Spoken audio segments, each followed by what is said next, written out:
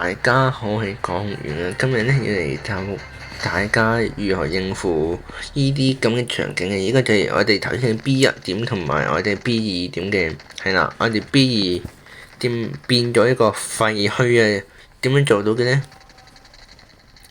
我哋主要咧，我哋 B1 呢度咧有台呢個咁嘅嘢嘅，開咗佢，跟住 B2 入邊咧都有一台咁嘅嘢嘅。咁咧，兩台都開晒之後咧，我哋守護好佢。守護完之後咧，我哋嘅 B 點咧就會開始冧噶啦，係啦。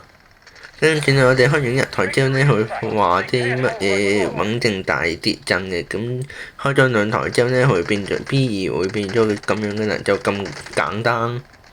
只要開睇就可以令我哋進攻方簡單地。